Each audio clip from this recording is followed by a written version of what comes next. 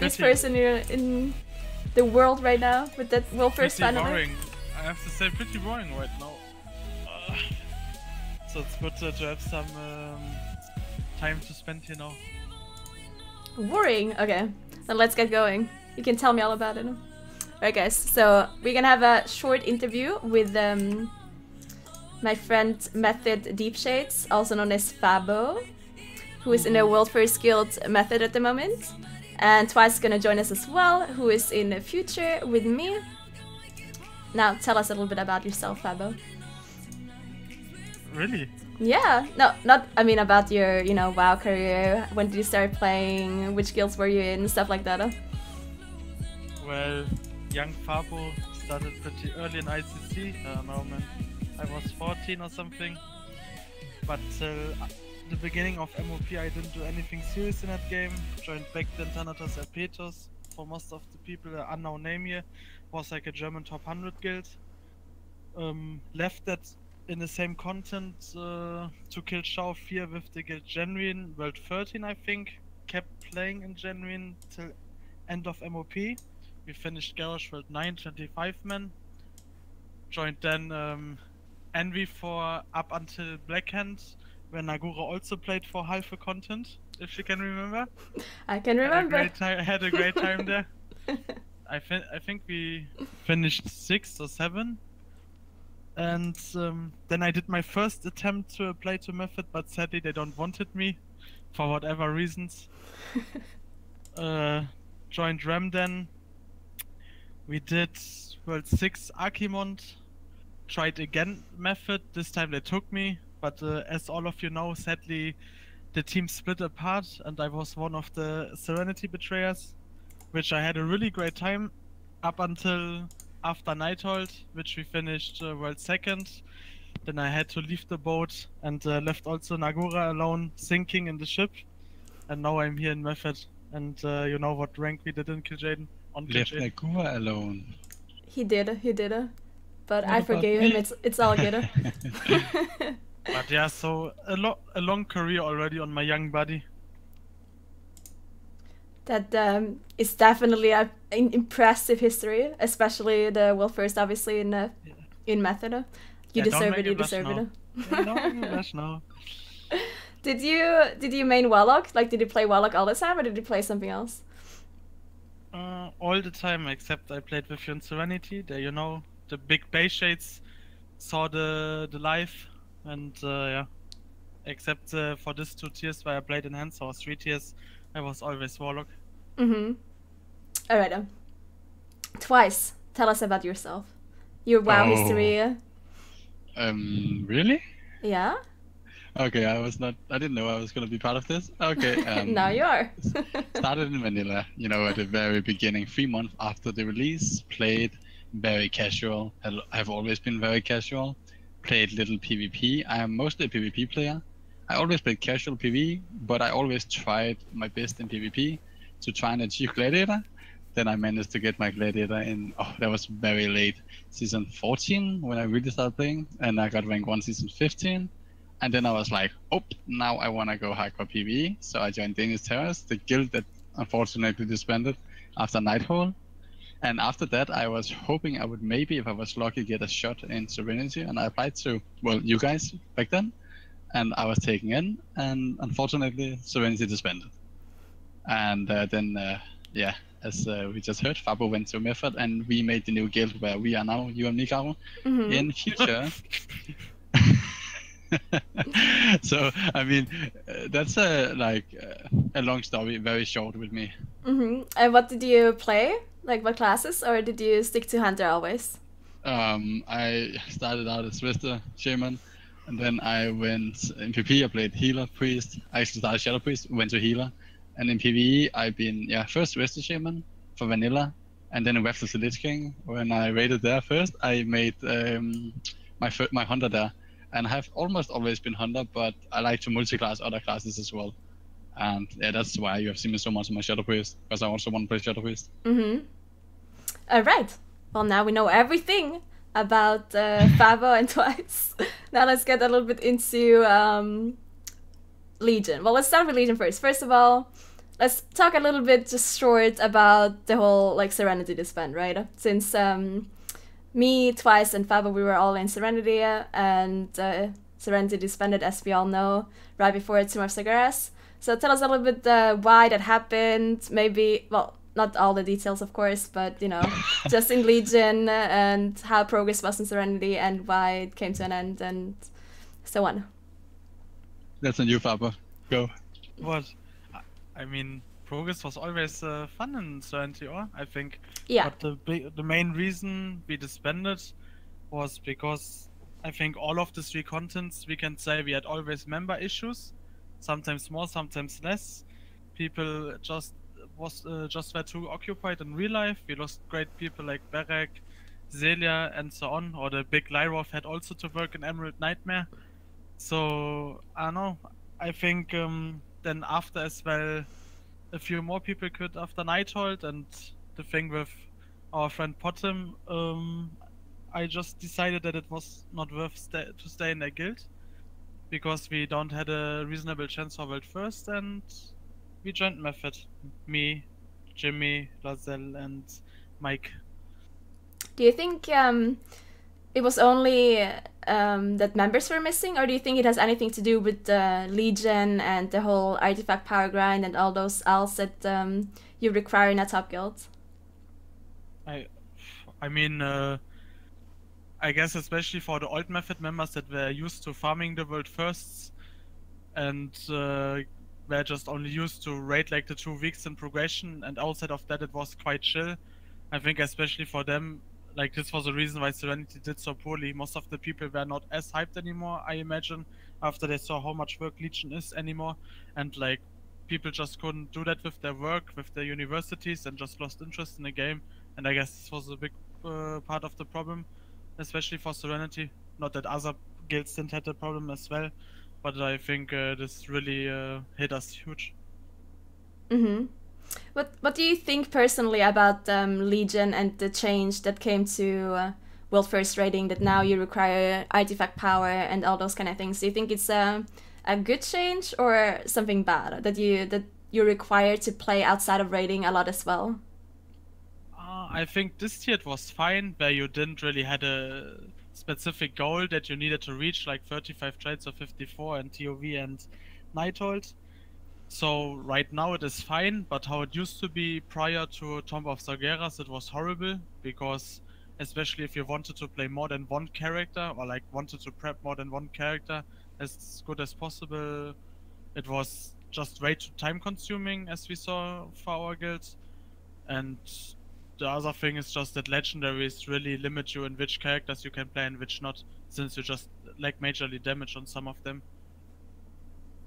Yeah, I agree. What do you think, Twise? Do you think they should, in next expansions, they should keep up this whole artifact power and mythic plus thing, or? No. I mean, it's more for casual. This is like more for casual people to have stuff to do, right?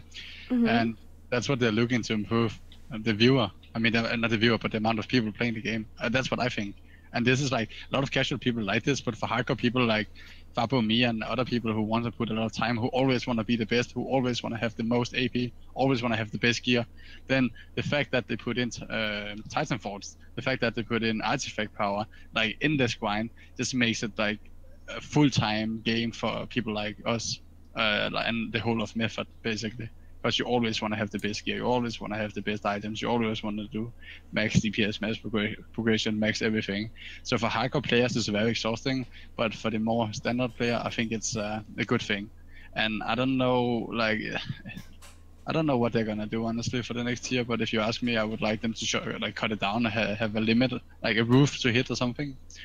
So it would be more comfortable to play as a hardcore player, so instead of what it is now. So you're saying kind of like it was in Tomb of Sagaras, where you can get artifact power, but it doesn't matter too much? Yeah, but still there's Titan Force, and still you can get one more trade, you know? Mm-hmm. But that one more trade just requires you to play 36 hours constantly in Method Plus farming, or even more, you know? Yeah. What about like the legendaries? Do you think that's in general a good idea? Or do you think they should rather like have a completely other system than it is right now? Well, I think it's a bad idea. I don't like it. You need don't it like on it at every all? all you play. You need the thing is, if like me, I want to play so many different characters, and in order to do that, I need to play 24/7 this game and get legendaries and all of the characters, or I need to play multi-box all of my characters. It's too much effort just if you want to play another class at also 100%. So I think it's I don't like it personally. I don't know. What about you, Faber? I think what they should have done, at least with the legendaries, is that you don't have, like right now, like for each individual spec a legendary and legendaries that you can get cross spec. You should have just like the tier tokens that you have, for example, hunter boots, and depending on the spec, they just change the effect. Because right now, I think all three hunter specialization have like an individual hunter legendary, which makes it like really tiresome to farm. And if you would have just limited legendaries from the beginning, like 5 for the class itself and 2-3 cross spec legendaries, then it would have been fine in first place. And I think what's even worse than the legendaries is just the Titan forging, because like the Titan forging just made it so bad in terms of split rates, because now even in the second or third week of Mythic it is kind of worth to go in the heroic, because you're like, oh well, this trinket in 955 or this tier token in 940 would be still a huge upgrade, which was never a thing before Legion, which also kind of kept the split rates low. You did them perhaps in the first week of Mythic in Warlords of Draenor, but I think in the second week mostly the guilds never went there, or perhaps in 1 or 2 raids. And this time we went like for 7 split raids, like the heroic week and 2 following weeks in a row, which was really tiresome. Yeah, I agree. Do you think they could fix that somehow if they cap the Titan Forge in like lower difficulties?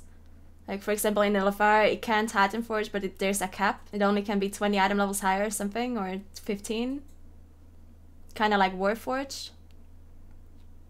Yeah, well, I don't know. I think an item should never Titan Forge higher than the base item level of the next mode. So basically, in my opinion, a heroic item should go only up perhaps to the base item level of Mythic, basically a 930 token, I think it is. Yeah. But it should not go up to 955. Like, I mean, I can understand Blizzard point of view, like people should have successful moments in the game and should get a huge item, but I don't know, I think looking for Raid Raider should not get a Drought of Souls, for example, item level 9.5 or something, which was brought up once a few months ago on Reddit. Yeah. Because that is like, you're doing nothing in LFR. You're basically not actively raiding, since current LFR is target dummies with a different model, and then you're getting rewarded more than a Mythic Raider, which is just like the time effort reward comparison is just not working right now. I agree. I think they should do like it was in the last expansion when it comes to Warforged. It should be very little, and it should be the same for both like normal, heroic, mythic, or whatever you have, you know, at that time, so that you're not gonna like go from normal to mythic in gear because you get a 6 Titan Forge, but so you're actually just gonna get a little more eye level towards the heroic gear, you know, if you know what I mean. Like, yeah, it should only be like 4 eye levels from each, or whatever, like it was back in the days. so kind of so keep much. the Warforged system, maybe like up it a little bit, instead of 5 levels and 10 item levels can go Exactly. like 15 or 20, but And then I think that's it should the cap always kinda. be set. Should always be set on like only 4 plus. It should not be like you can get 5, 10, 15, because that just makes the grind so insane. Like, what is the idea when they brought it into the game? Yeah, let's make an item plus 55 item level. I mean, of course, perhaps for the broad masses of the people that play the game, it is every here and then a nice nice feeling. But I think Warforged in itself was already fine enough when you got a Warforged trinket or something. Like, Correct me. Yeah, correct me if I'm wrong, but wasn't it like the makers or something of Diablo, or the ones working on the Diablo team, that went to work on World of Warcraft? So I think it was. I'm pretty sure of that. At least that's what my room is telling me. He knows everything about World of Warcraft, and they have so much RNG in Diablo, right? So they added a lot of the way Diablo was, but into World of Warcraft. And that's where I think all this RNG come from. So I don't know if this is just a base testing or something, and hopefully they're gonna go back to the old way next expansion, or I don't know. Yeah. Now someone writes like, never understood why it mattered how it does affect you that a random scrub gets lucky every now and then.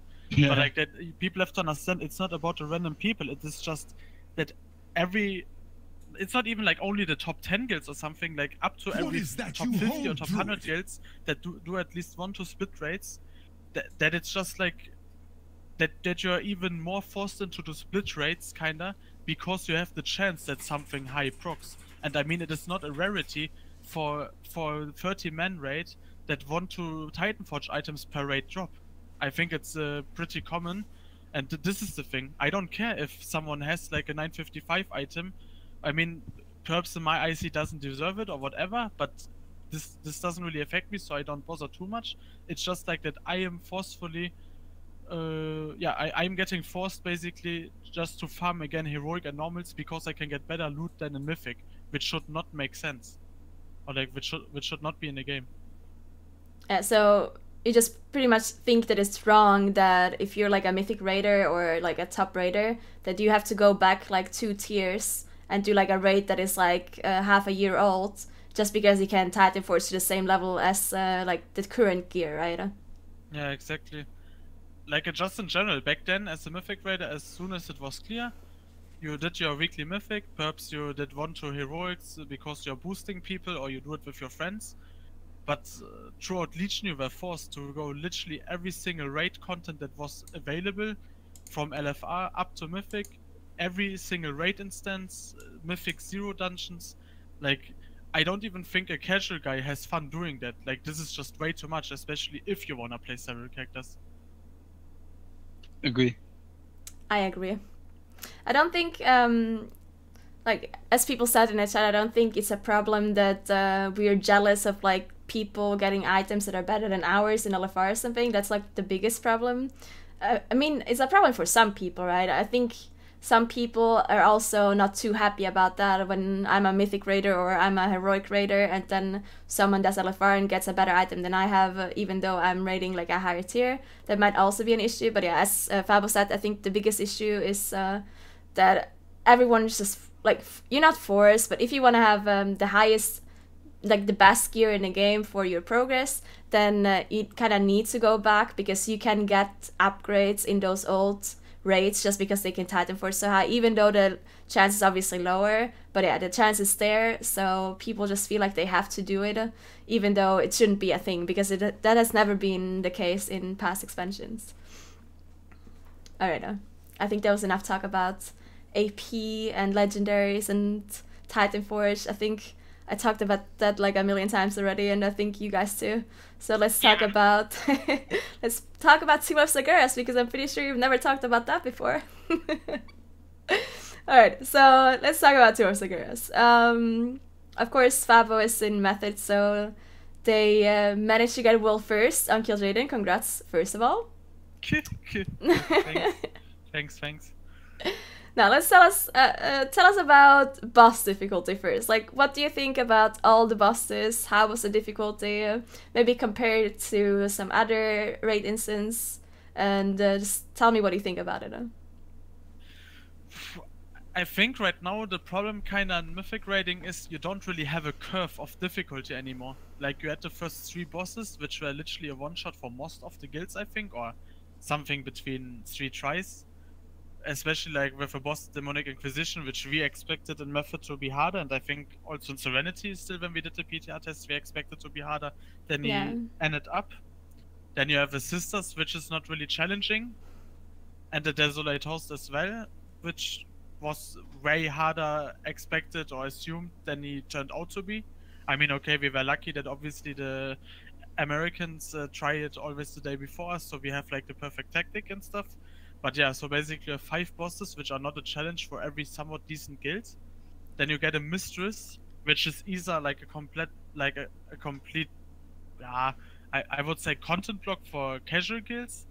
For the hardcore guilds it was fine, especially how we did it with the double DK tanks, which led us to only having 40 tries, where the average I think was 110 for most guilds.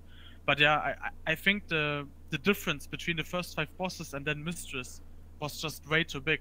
Like, every normal guild was like just used to like having somewhat easy bosses, getting used to like Tomb of Saguras, and then you have literally one of the hardest bosses in this instance, which should be not at that place already.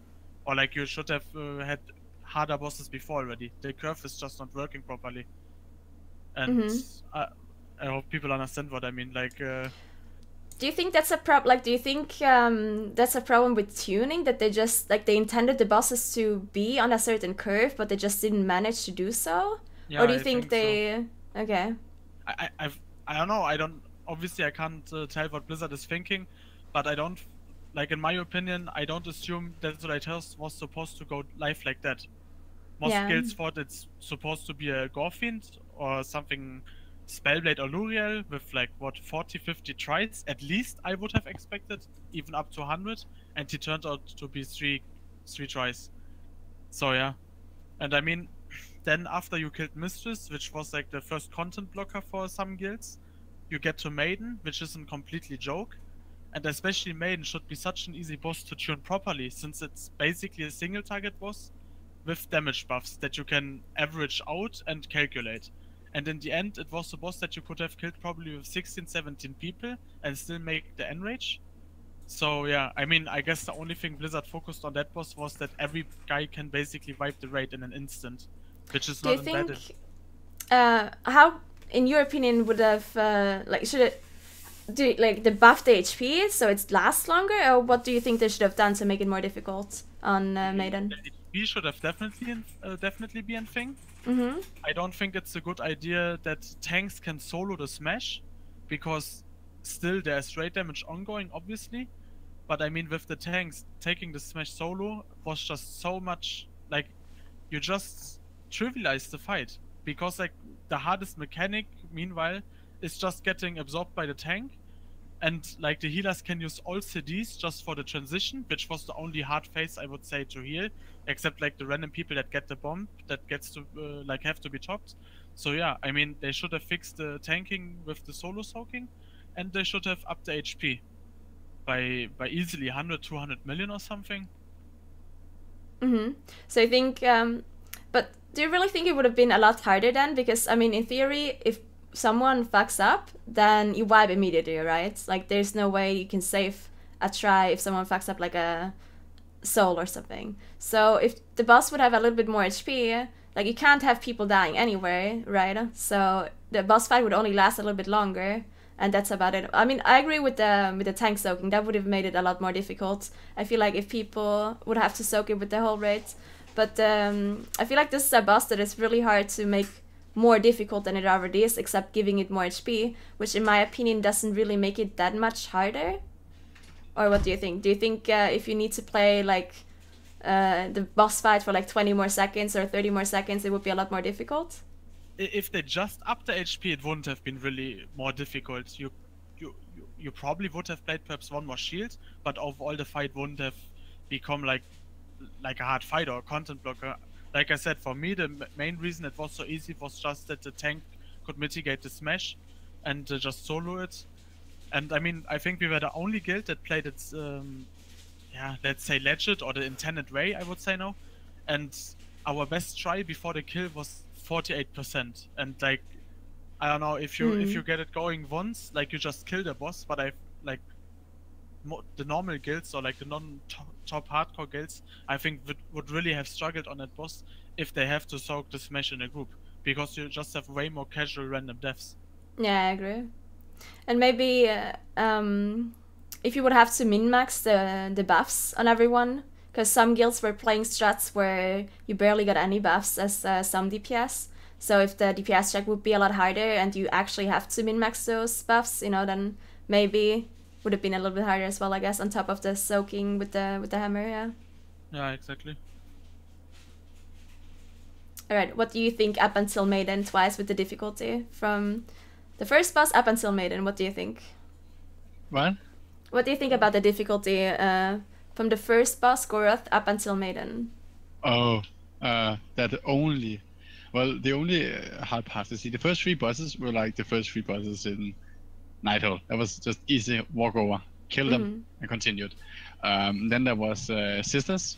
There was a boss where you could be stuck for a while if you didn't do some mechanics properly, like the border controlling or making sure to heal the people that got the arrow shots and stuff. Like there were a few things, and also in the last phase you had to And I think one of the biggest things were especially the dodge. I think that was a pretty much like the dodge of the Glaive Storm. A lot of people died to that. A lot of people died to that in general in any guilds, and that's a boss you really that can block you if people are not on their toes. So I think that was the first like block, if you know what I mean. That was guild stomping it, like Method just going in, boom, killing it, continuing. But a lot of other guilds are sitting on the boss for a long time. And then it was really weird because then you went on Desolate Host and just killed that one so fast. Desolate Host was a really easy boss. So the only one that was really hard actually was Little on Sisters, and then the wall came at Mistress obviously, which we all know. Because Mistress was a pretty hard boss. There was though this bug that a lot of guilds used where we could have tanks standing in the boss and just making the damage like almost not even like there was no damage taken for the people soaking. That made it so much easier, and we did that as well. And then they fixed that, and then the boss became really hard the week after. Maiden was also very easy. It was only about control. If you control, you would kill it so fast. And then it was just the only bosses that were hard is hard actually is Avatar and what is the name, and Kill Jaden, and then Mistress a little.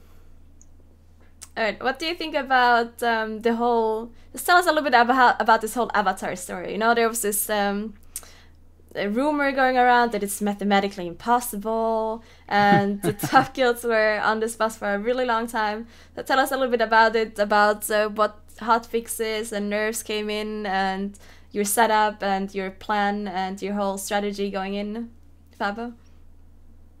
Well, I mean, the mathematically impossible meme just started, I guess, because people like assumed like they just saw the HP, they kind of calculated out how long you can play the fight, especially in the second phase with the platform break, and they just thought, okay, it's not possible, like you can't bring enough DPS to the boss and to the maiden.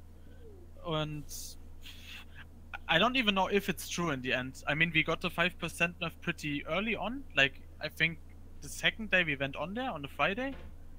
So like we never really had a proper attempt on the boss when he was like we never went low percentage obviously when the boss was still unnerfed, but you seen like our kill, we kill it with what 15 seconds left to the rupture singularities. We had like insane DPS, so I can't really tell if you could have done it with the 5% nerf or not.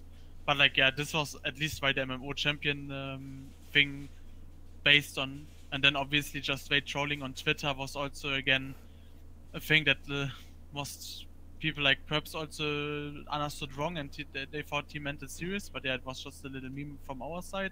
Yeah. And yeah, then I mean in the beginning the boss would basically in the second phase get more stacks when he breaks the platform with ruptured singularities.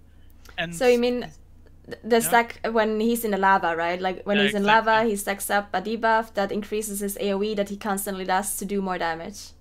Like, you usually aim for getting 2 stacks, always when he breaks the platform, but the problem is with pre-nerf, sometimes he would just get randomly 3 stacks because he went a weird way, and it took also like a shorter time to him gaining a new stack, and each stack was also 10% more extra damage on the seer dot, which just made it like super hard for the healers. I wouldn't say it was impossible, but like the chance to kill it pre-nerf for us in the first week was just super slim. And yeah, when did you get that nerf with the seer? When did that happen? I think Monday. Like after the weekend, they did it on Monday. Okay, so you were in the boss for how many days until they nerfed that one? I mean, we got there we got there Thursday. I think Fridays they nerfed the HP, and Mondays they fixed it. So basically, it was the 5th day, I would say. Okay, did you lose a lot of time to phase 2 at that point before they changed it? I wouldn't say so. I mean, we still could figure out like how we wanna position the fight, who's soaking which meteor, like all that organization thingies we could figure out beforehand. And the other thing was like, meanwhile we just played phase 1, because I mean overall it felt like phase 1 was harder than phase 2, at least in my eyes. So yeah. Which was also a cool thing, that you could actually try phase 2 immediately, or like after a basically a wipe, you could still train the other phase if it was just a thing because of the energy and you didn't lose any people. So it was a pretty cool design from Blizzard that you could actually test all the phases of a boss fight without like wiping or like doing anything special. Yeah, I agree. Do you think it would have taken a lot longer if you wouldn't be able to switch to phase 2 immediately? I mean, I wouldn't say a lot longer, because then instead of the phase 2 tries that we made all the time, we would have just tried phase 1 more. But it could have costed us a few more tries for sure, yeah. Okay. What do you think about... Because you killed the boss after they nerfed the HP by 5%, right? And after they nerfed the seer. Yeah, exactly. Those two nerfs. Okay, so what do you think about them applying so many nerfs after guilds have already killed it? Like, for example, the marks not targeting healers anymore, and the blades from 7 to 5, and then later on they also nerfed his HP again by 5%. I mean, to be honest, like the healer mag nerf was kind of something that we proposed. I think Just did it, because I mean, at like the 25% damage nerf, I don't think was like really necessary on the marks, but like that it can target healer, it was just stupid, because sometimes you got like a dark mark set on like literally 2 or 3 healers, which was a problem. Because I mean, at the end of phase 2, you obviously just sacrificed some people, and if you didn't have the soul stones ready, you just couldn't get them up anymore, like in general the battle resist. So I mean, if they would have limited at least to 1, it would have been fine already. Now they perhaps over-nerfed it a bit, but like that nerf was definitely reasonable in my eyes. And the blades nerf as well, because to be honest, in our progression, I think the blades were the biggest issue, because like 7 blades is... You can't really build a tactic around the blades. Like, it is just random on like who they target, from which side they target you, and 7s was just like way too much. Like, there was just too huge of a chance that someone getting randomly stabbed.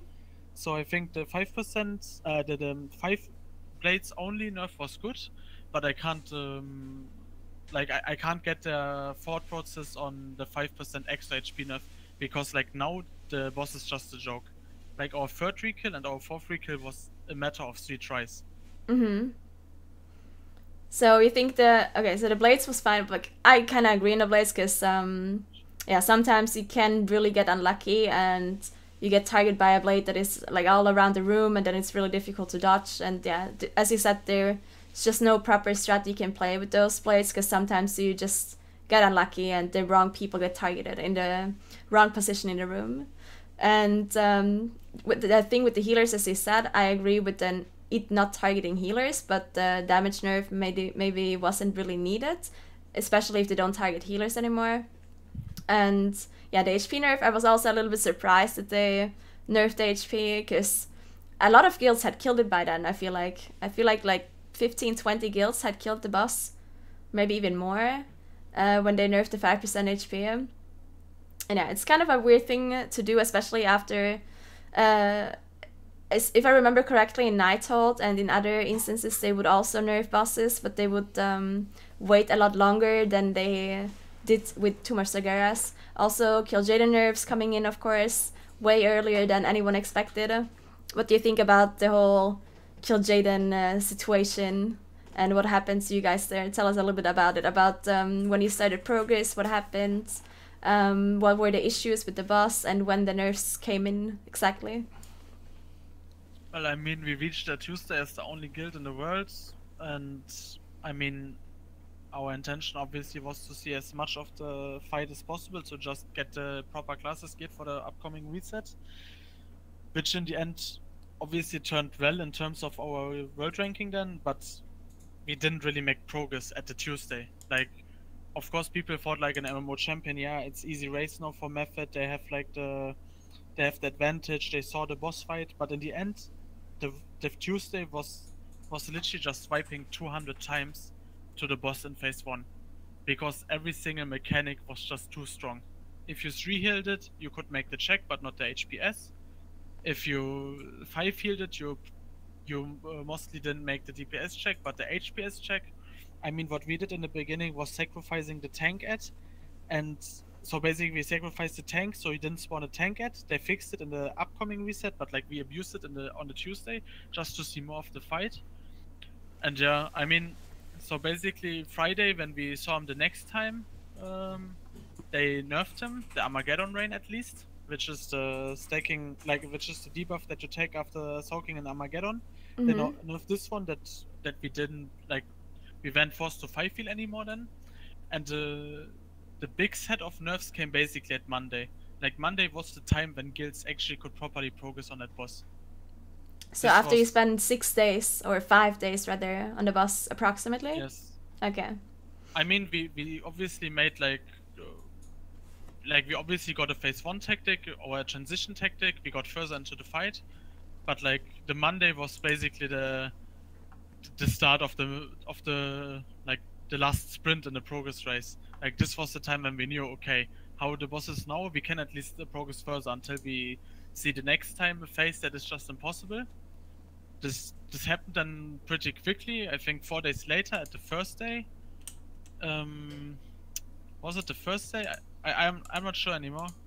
No, actually, they nerfed it Monday. Yeah, I think it was in the first day we reached the last phase, and the darkness dot that you get applied after soaking, like the big darkness explosion at the beginning of the last phase, was just way too overpowered. I think it did 800k per tick instead of 500 now.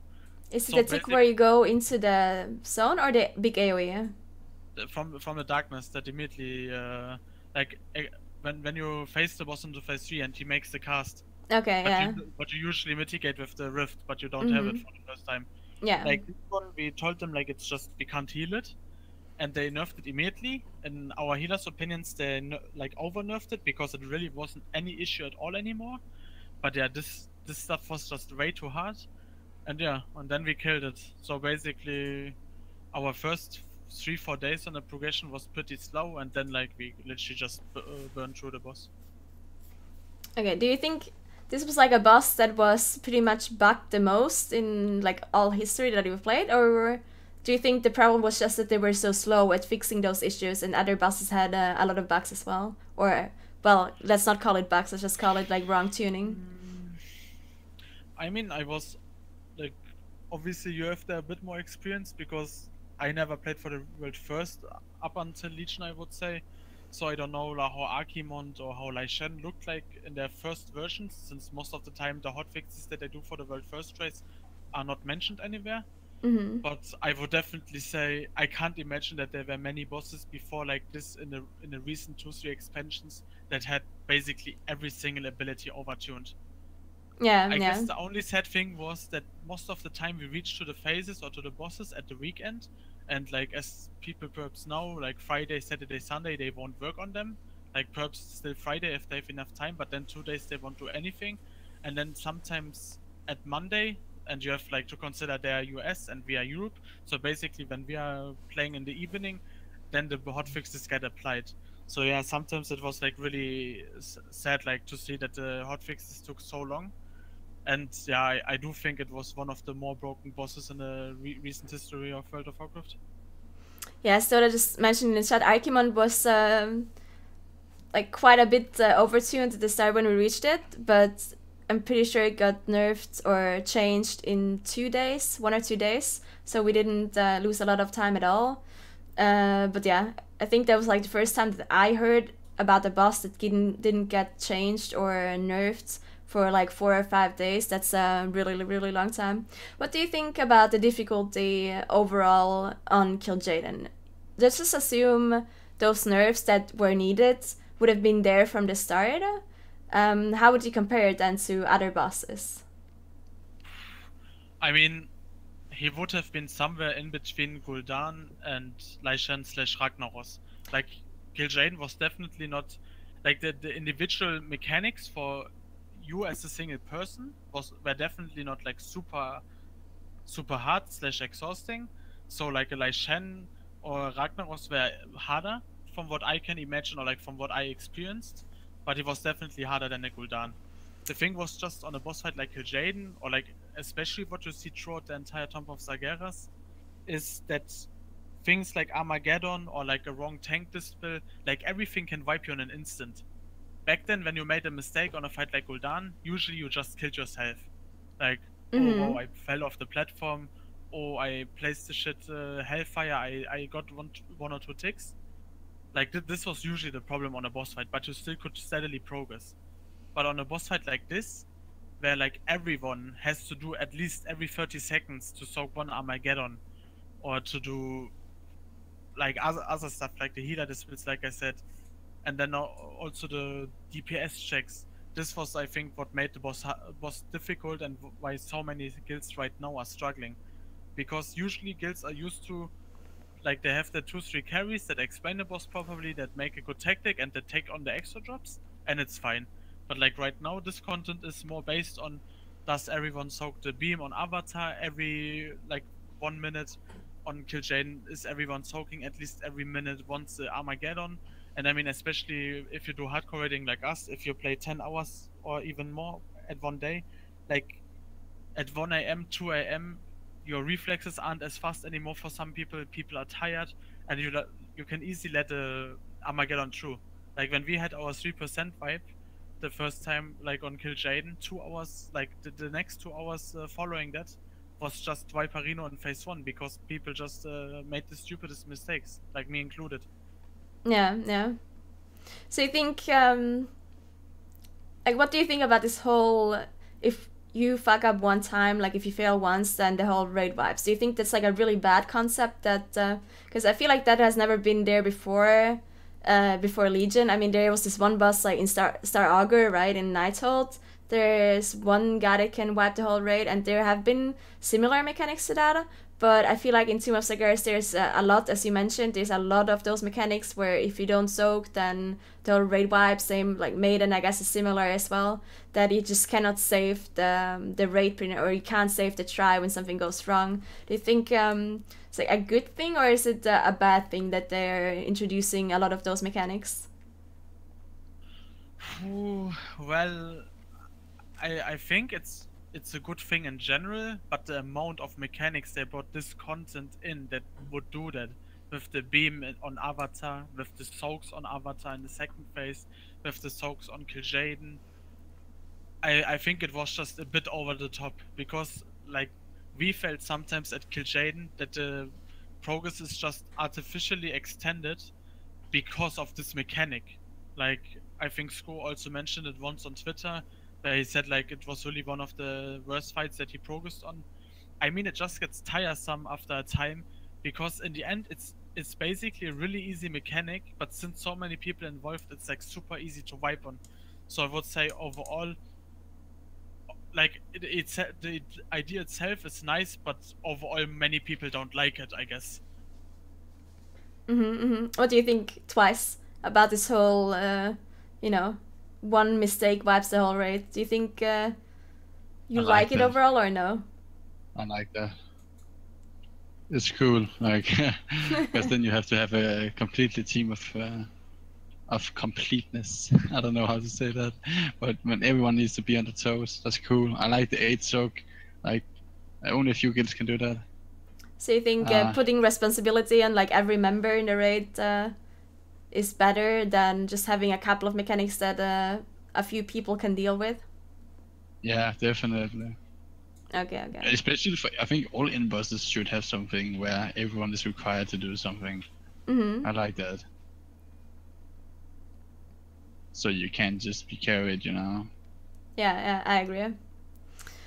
And I'm reading the comments, and people are like, the bosses have to need such an ability, otherwise they would be boring. Or like, back then the bosses lasted also so long. But to be honest, I didn't see a boss like Kil'jaeden in a long while where so few guilds killed it after such a long time. I mean, we killed it like, what, 2 weeks ago now? Or 3 weeks ago? And there's 9 guilds only that killed the boss so far. I think this is a new record in terms of how few guilds killed it. So yeah, that's definitely true. I mean, I think it was overall a great boss to progress on, and especially to get a world first on. But as we can see for the community right now, he is too hard. Yeah, even after all those nerfs, and there were some really big nerfs after Method and Exorcist have killed the boss, there were some really big nerfs to the boss, and like, still like guilds just, you know, struggle to kill Kil'jaeden. People have to understand that it's not even to act cocky or anything, but right now the Kil'jaeden that people fight is the baby version. It's like he sits in a wheelchair and lost one arm. Like, people think 2 Armageddons less is like such a small number, but on a 20 man raid, it is 1/10 that you just don't have to soak. You have 5% less HP. Like, we had 3 seconds left in our enrage timer. Like, even though it was not the biggest issue, obviously, but all that little things, like, it just makes the fight so much easier. So yeah, it's not like an ability that only happens like once a fight, right? It happens constantly throughout the whole fight. And if you have 2 less every single time, that's actually like a really big deal. exactly. Also, what I didn't really understand, I mean, I understood some of the nerfs, because obviously it's a very difficult boss, especially if the World First Guild wipes 600 plus times on a boss, then definitely that means that it must be very difficult. So I understand that there were some nerfs, but I didn't really understand, like, was the one nerf about the obelisks? Do you think that was something that was needed at all? I think this was one of the bigger nerfs, to be honest. Mm-hmm. Like, in my opinion, what they should have changed is the darkness phase, because in my opinion it's not a great design that people have to change to goblin or have to use like trinkets like Drought of Souls, what Scoppers did with the Alliance DKs, because in my opinion you should be able to play a boss whichever race and with the trinkets that the current raid content gives you. So they should have adjusted their perps, like the time in between knockbacks, the visual ability from the Illidan buff perps to be a bit further, that you can like see the knockbacks there easier, to make it just in general easier. If you then have to play the Darkness phase legit, it makes sense that they nerf the HP, that the Berserk timer is easier to reach, or like they just could have adjusted the Berserk for 1 minute higher to 15 minutes. And what they should have nerfed is perhaps the Bursting Dread Flames, because like the round circles, if some people don't know the ability perhaps, they're, as an individual ability, they're no major threat, but I think especially after the second DPS adds, when people are dodging the orbs and you have the burstings on top coming, or like after the tank at this bill, there's easily the chance that 2 people stack on top of each other and just get killed. So I think they should have just adjusted on this kind of abilities. And the thing with the obelisks, I do think it was one of the better things to nerf, because I tried as well to find the safe spots.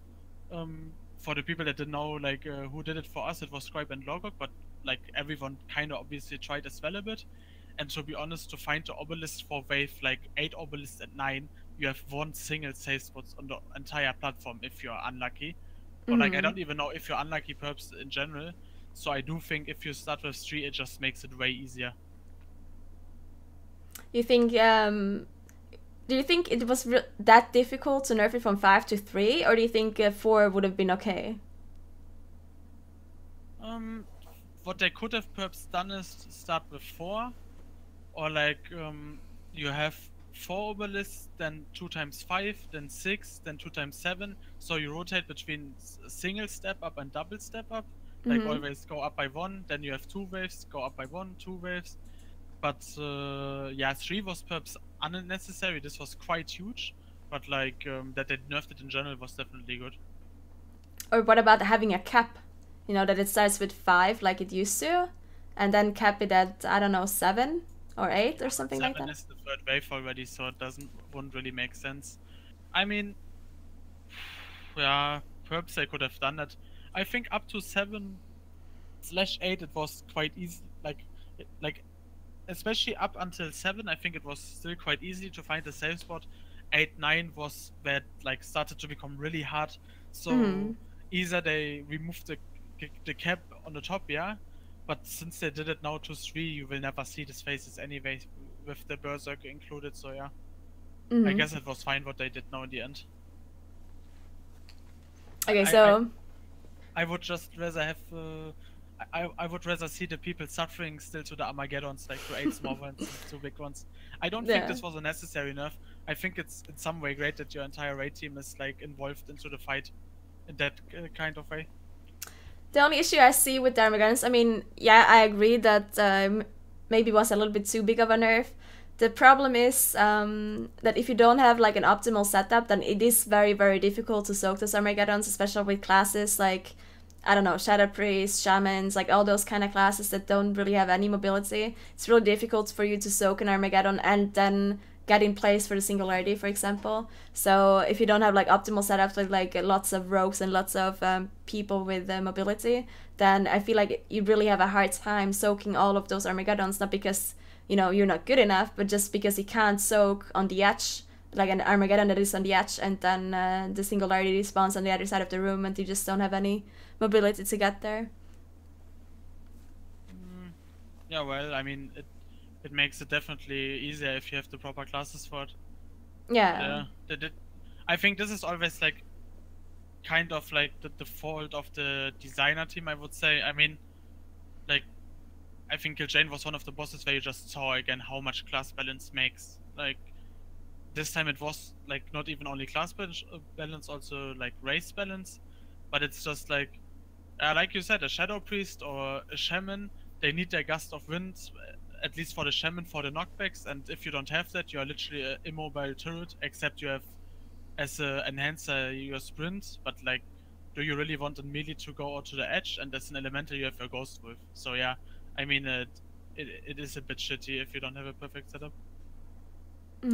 Okay, let's talk a little bit about class balance, since we talked about that a little bit right now anyway. So what do you think about class balance in general, DPS wise? Was it okay in Tomb of Sargeras? Just not looking about utility or anything like that, just damage wise? I think, except like 1-2 specs, every class was perfectly fine. Like, you could go with whatever spec into that raid, and you would do decent if you're a good player on it, of course. There's obviously classes that excels, like every tier. I don't think you can really stop that. Perhaps like how extreme they excel is something that you could balance, but there will be something always that is better on a certain fight. This time it was warriors especially, and perhaps on pure single target rogues in a way. But overall, overall you could go with whatever class into Mythic and you are not a useless human. What do you think, Twise, about the whole DPS balance in Tomb of Sargeras? Do you think it was good? And let's also talk a little bit about the whole utility kind of thing. What do you think was the biggest problem when looking at lineups like Method's lineup and Exorcist's lineup? If you look at Avatar kills and Kill Jaden with 5 rogues and I don't know how many hunters and druids, do you think it was more of an issue of utility or damage? And how do you think they can like prevent all of that?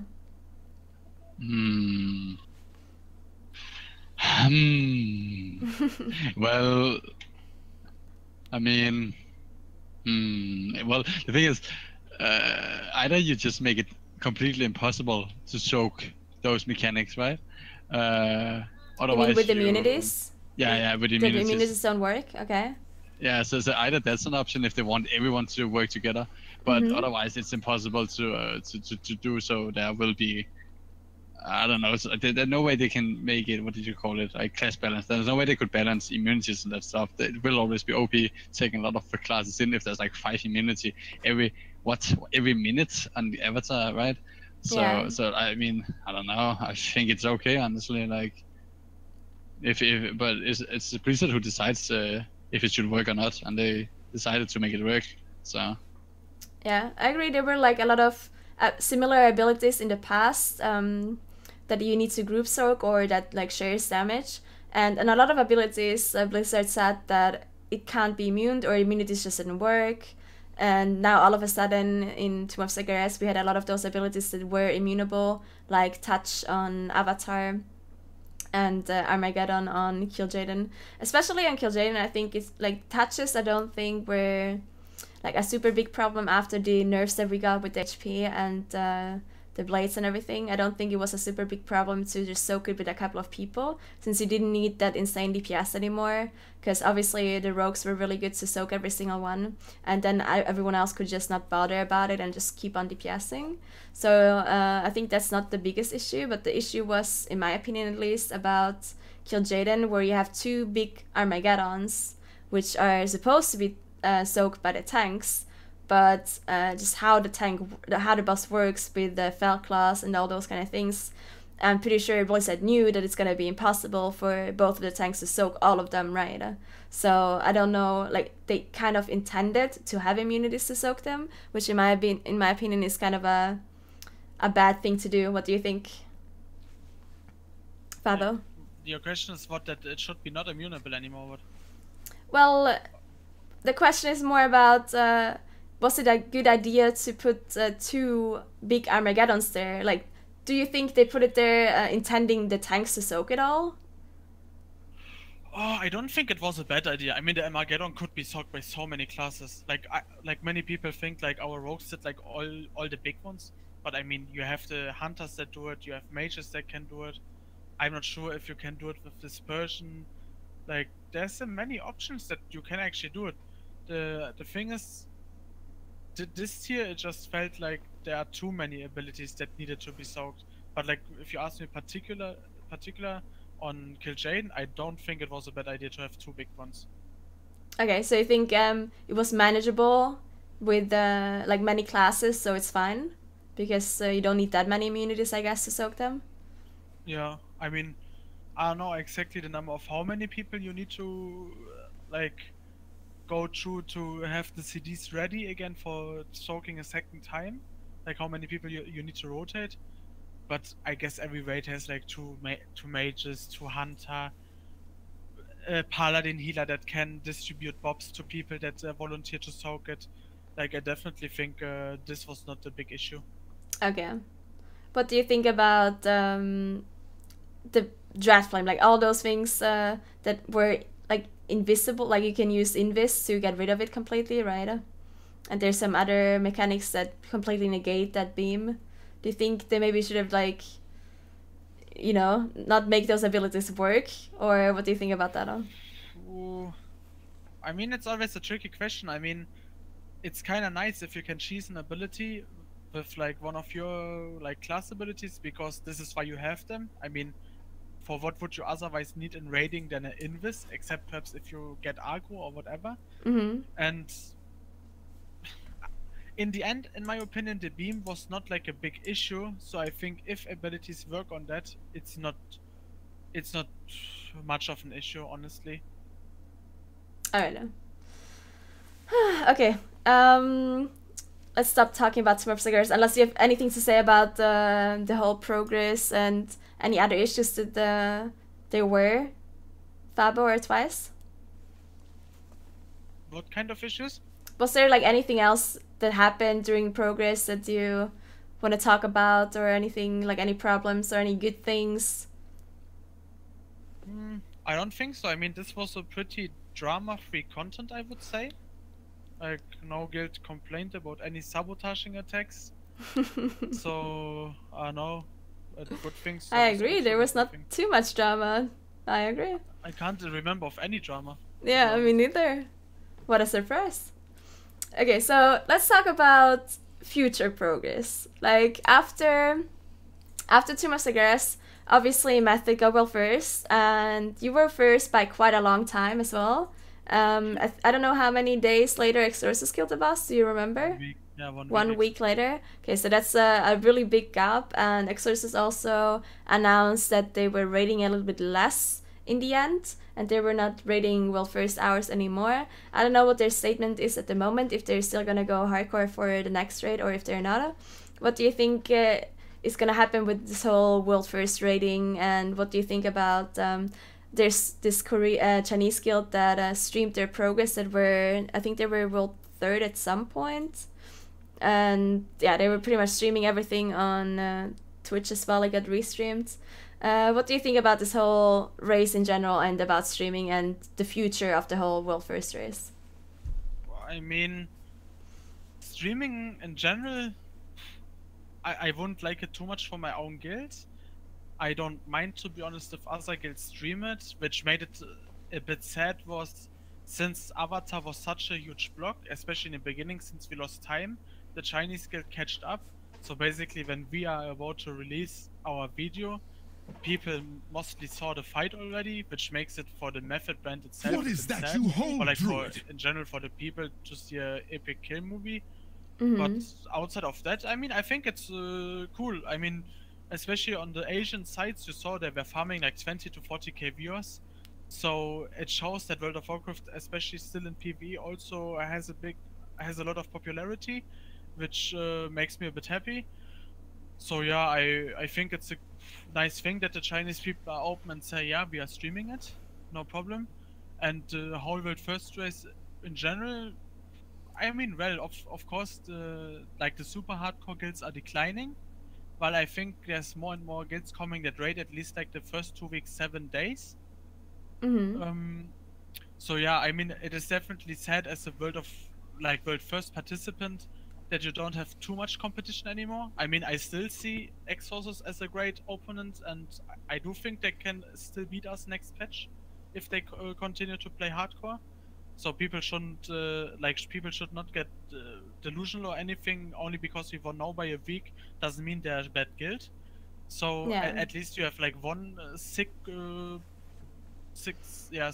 enemy. I mean, it was always, to be honest, like this. If you think about the last 2-3 expansions, Method Paragon, Method Blood Legion, Paragon, and 10 Men Alone, like it was always a 2-man horse or like a 3-man horse race. Yeah. So I do think World First race is still good, and especially like now with again the changes with AP, or like now that since everyone has legendaries, and still if it keeps on being like this, I do think both guilds will also continue to compete in the future. Okay. Do you think Blizzard could do anything to make more guilds maybe interested in this whole race? Because I feel like the race is interesting to a lot of people and they want to follow it. And I feel like there has always been only like 1 or 2 guilds, at least in the past couple of years. As you said, only like 1 or 2 guilds who were pretty much competing against each other. Do you think it would be, at least in my opinion, I think it would be a lot more interesting if there would be more guilds competing, but there has never been new guilds coming out of nowhere. They just said, okay, we're gonna try for World First now. At least I don't remember a guild that all of a sudden started raiding World First hours trying to get there. Do you think there's anything Blizzard could do to like promote it a little bit more and have more guilds competing to make it more interesting? I mean, the only thing they obviously can do is to put a monetary reward in the race, which I kind of doubt will happen, because I mean progression is like at least 20 people, while most guilds obviously have up to 28 or like at least 25 something. So like how high do the prize money really has to be that everyone gets a nice cut out of it? Because I mean, if every player gets 100 euro, it's not something that where people say, wow, this is why I would like waste 2 weeks of time. But yeah, I mean, if they put money into it and like then say the guilds have to stream it or anything, I mean, there would be perhaps like a few people that would decide like to go more hardcore. But I mean, I don't think we will see in the future any more hardcore guilds, at least from the European side. And I mean, even if there would be, I don't think anyone right now that makes a new guild will be able to get to the level of Method or Exorcist. I mean, it's just too many years of experience and like just a great, like perhaps not like the individual best player of each class, but like at least one of the 5 players that are best on the class like collected in one team. So it would be just too hard to make a new guild that is like anywhere close. Because I don't think like even if guilds like, I don't know, Memento or Scrubbusters or something, even if they go fully hardcore, nothing against them. I think they're all really great players. Scrubbusters, Memento showed both like a super sick progression, but I don't think like that in the first tiers they have like the experience like and perhaps also the strength to go like to 12 hours every day to like keep up with a Method or with Exorcist. Because I mean, people that really went through a progression already once, they know it is more tiresome than many people think. Like there are a lot of great players out that can also play like 4 hours a day and are playing on like super good level that can compete with me on a Warlock or even better than me. But like then when they have to play 10 hours, they just get shit for like the rest 6 hours. And like yeah, that people can't like underestimate. Yeah, so I think experience is gonna be the biggest issue, I guess, that people are not used to raiding that much, and then they just fatigue and they start playing badly after a while. And just in general experience, I guess, for raid leaders and people who figure out strategies and things like that. The strategy point of view. I mean, we both like played so long in hardcore guilds, and I think we both can agree on that we are not the greatest tacticians, or like don't bring like the perfect strategy to the table, which is usually the job of other people. So I don't know. I mean, especially on a boss like Kil'jaeden, if you look like at our darkness phase of putting the boss in a corner, the portal and stuff, like the portal was there from the first try. The darkness phase, putting it in a corner, we found out pretty fast and stuff.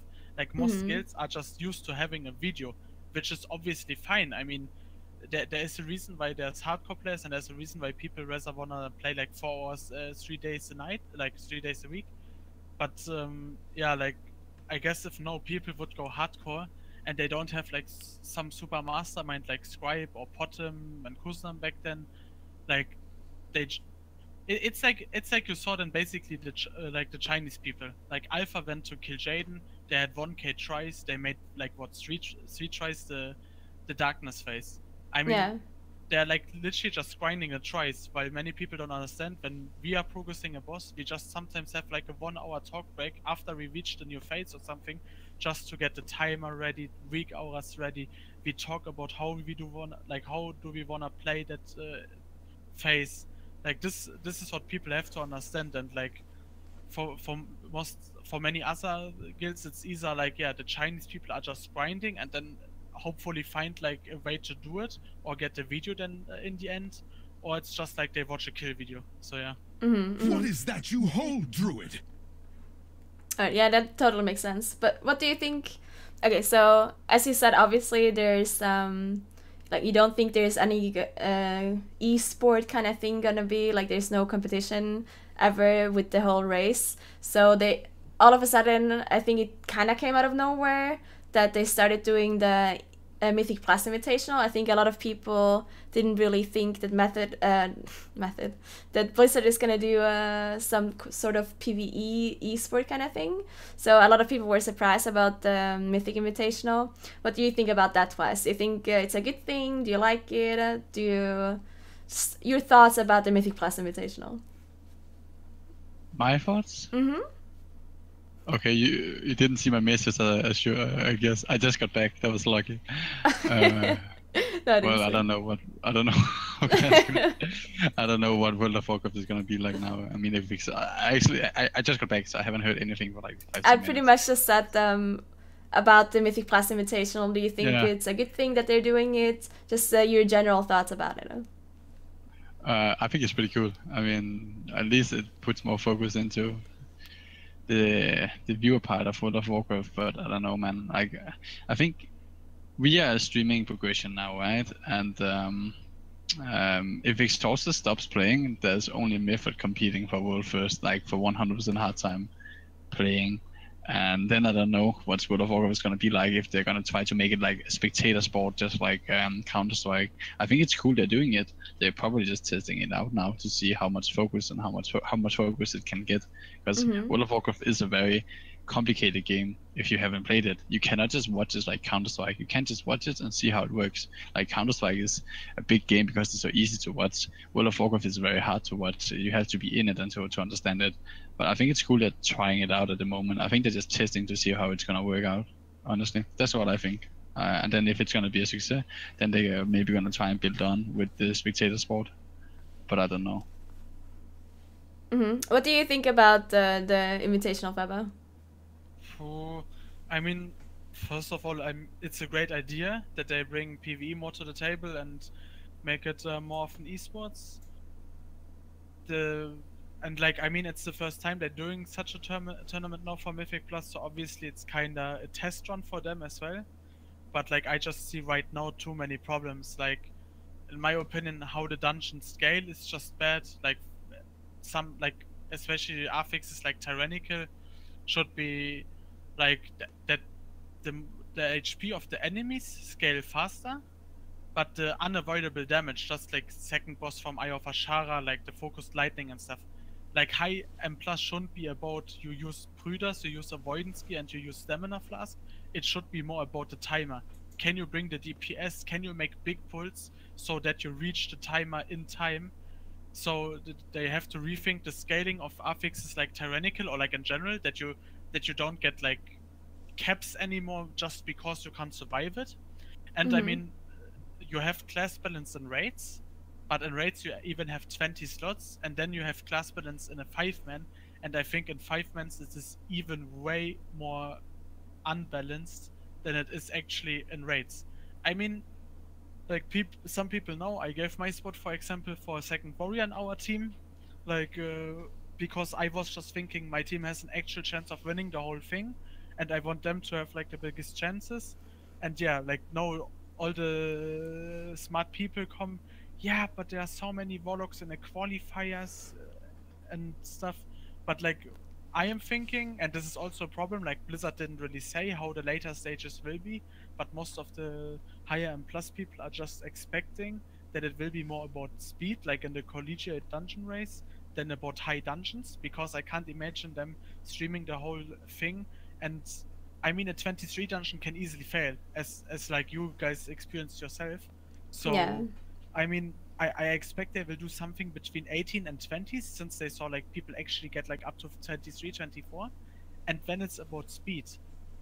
Like right now, even with the nerfs, classes like warriors, rogues, hunter, they are just excelling. Like a warlock, in my opinion, also, sorry to say that, but a boomkin, like these classes will just not be good enough, because I mean they have a good potential, especially in surviving. Also, boomkin makes a lot of damage when the mobs live long enough, but you don't have the burst that you can say every 1 minute, I'm bursting this pack now for 12 to 20 million DPS.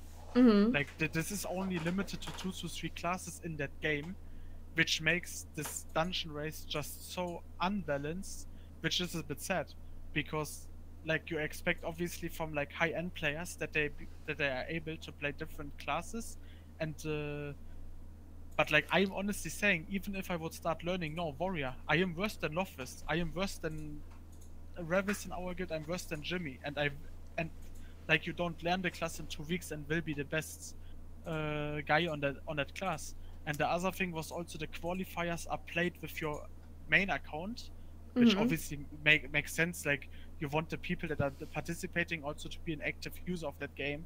But when I just think about it, a Jimmy that has like mythical Jaden, like that has access to mythical Jaden items, or to like in general a high item 935 plus up to 40, like people that are not actively raiding anymore and are perhaps like casual in heroic raids and stuff, and they're 925, there can be some good people out there, but like they won't have the item level. Like you just can't participate.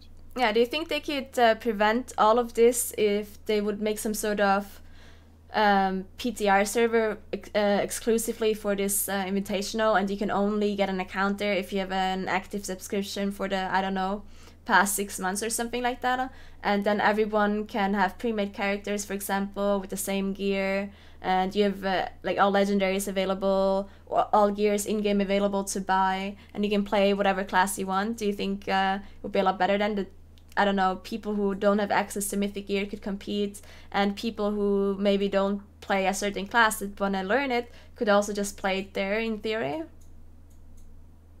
Yeah, I think it would make more sense if everyone is on even grounds. Like obviously you still see the same groups, like obviously Jinji's group, Myorchan's group, the Waller group from OC, or which region it is now.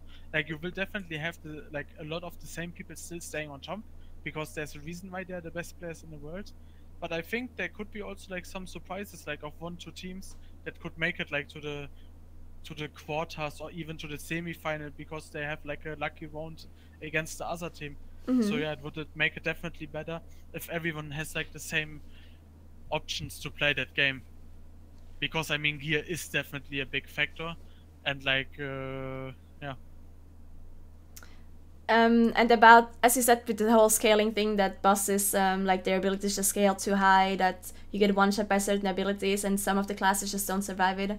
Do you think instead of just valuing the highest level that you do so much, they should cap it at some point where like abilities start kind of like one-shotting you, and then just count the time from there on out. Maybe something like that. Yeah, like I said, I think, in my opinion, the dungeons could, like the dungeon scaling should be just that the mobs HP scale faster up, or like right now it is kinda, but like the unavoidable damage should be just like lowered. I mean, I have no problem with that people have, like for a big, like really big ability that happens perhaps once in the fight, that people have to use a personal. But like ability, like I said, on the second boss Aya Fashara, people shouldn't, like it shouldn't be necessary to have avoidance gear, second prolong, Brüders everything up just to survive that. Like they should just adjust that kind of mechanics. And I mean, for example, in Arcway, if like this little netherworms that put like that spit basically on the ground, like disabilities can be one shot. I mean, everything that is avoidable, I don't mind being a one shot, because like if either you dodge it or you're bad, kinda. But like unavoidable damage just should be not a requirement to go higher and higher, because it's just so sad to see Halls of Valor 4th boss, the Fell Rush goes on a melee. If you're not speedster like Jimmy and leap away, insta, like you're just dead. And I mean, it's like a thing of 0.5 seconds to 1 second that you have there. So yeah, it should be adjusted at some point. Yeah. I feel like maybe if this, since this is the first time they're doing this whole Mythic Invitational, and this is kind of, like it's all new to them as well, not just us, maybe in the future they will class balance more towards dungeons, maybe even, as you said, change some abilities, like nerf some abilities so they don't one-shot you anymore, stuff like that, and put more focus on all of this. Do you think it's gonna be, it can go somewhere and it can be a really cool thing to happen more often? Some like dungeon invitational, something like a league kind of thing, maybe even. I mean, we will see now. Like it in the end, it all has to be profitable for like Blizzard, so they will see how much people are watching the streams. Are people perhaps even coming back to the game and stuff? But yeah, if they do adjustments, if they try to fix the classes a bit more, I mean, you will always have somewhat of a meta, like in every MOBA as well. Like something is always better than the rest. But if they kind of limit it to more classes, and yeah, if they adjust the dungeons, it could be definitely going in a direction. I mean, I don't think that WoW will be ever a really big esport game. I think it's just too late for that, and it's like not a fitting game. But overall, they could definitely do something with it that at least the remaining hardcore PvE or like in general talented player have like a vision to push for something. Alright, well, okay, to finish up the interview, we're gonna have some questions from the chat. If you have any questions for Fabo, since Twise already left us, I don't know where he went. If you have any questions for my friend Deepshades from Method, then go ahead and ask now. I have also to say, our mage from Serenity, back then Lyrov wanted me to tell you guys that the name Bayshades originated back then from the name Bayrov, which was an enhancer that he had to play for PTR/beta testing back then, and he couldn't make good use of the enhancer class, but I picked up his name and yeah, made a name for ourselves. So yeah, shout out here to my boy Reese. Shout out to Reese. Well done with the name. Opinions on Survival Hunter, Fabo. What do you think? Well, I mean, I talked actually about it yesterday with Noga. Survival Hunter itself is a proper spec, but like it doesn't work with the boss designs right now. So overall, it's not like really common to see. But if the bosses would be a bit differently designed, or like they make some minor adjustments to Survival Hunter, it could be in fact a good class. Okay, so I think they should keep it as a melee spec? Yeah, definitely. Okay. Alright, one more question. How much more OP is Dastro in Tomb than Affley? Well, I mean, to be honest, both specs kinda are pretty good. It's just like, in my opinion, Destruction has is slightly ahead if you can stand still, while Affliction is just insane for bosses like Mistress because of the movement. And I mean, for the harder bosses like Avatar, you can basically choose both movement and survivability. plus good damage was like in general good damage. And I don't know, like on Kill Jaden, I didn't see like, or I didn't test out my self-affliction. But yeah, in the end, you can play either spec and you won't disappoint your rate. Mm-hmm. Sounds good. Okay, one more. How do you create such great motivational speeches, Fabo? What's the secret behind it? Well, I don't know. I mean, I'm a man. I came from the ghetto. Like I literally had nothing.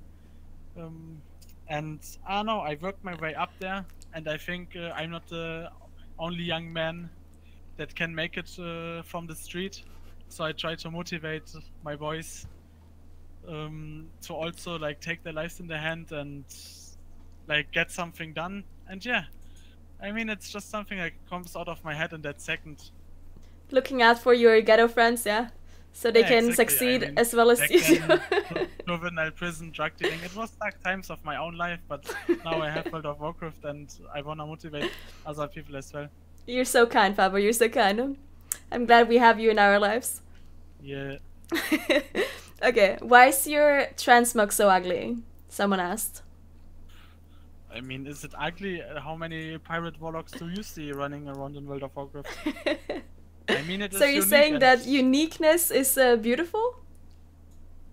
And not more about, you know, if you're like pretty? I mean, I think unique is in some kind of way beautiful. Not always necessarily, but I think my transmog is decent. Fair enough, fair enough. Okay, what else do we have here? Yeah. Dota, you're the best Asian.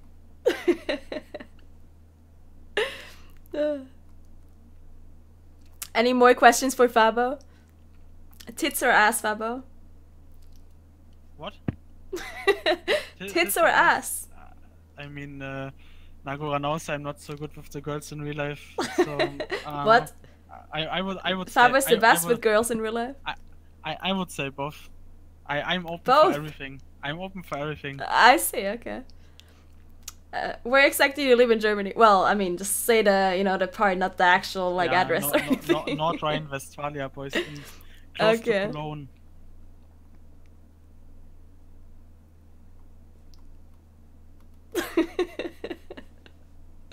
Alright, no more questions?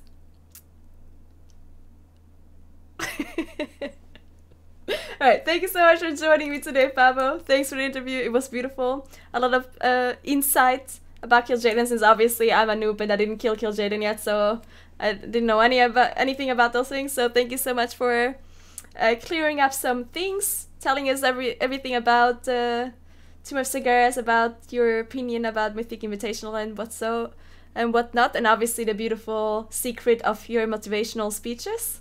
Thank you so much, Fabo. No Any problem. shout-outs at the end of this interview? I mean, to my usual boys from the street, I won't forget my prison cellmate from the juvenile prison. Like, I have you still in mind. Nah, but like, just normal, all my friends and my Method boys. I'm happy that my boy Xervo von Self from Fail also joined now our guild. Oh, he did? Yeah. Oh, the Warlock Dream Team. Yeah, the two German man things, how you would say in the UK. I'm enjoying right now, and good luck to you on Kill Jaden. Thank you so much. I'm sure in 1 or 2 years we can kill it as well. Yeah. Alright, thanks, Fabo. No problem. See ya. See ya. Alright now. I love Fabo. And Twise just ditched me in the middle of the interview, was just gone. Twise just like, I'm out of here. We're gonna play some M+ as well, I think, if my group is still around, since I don't know if they're still around.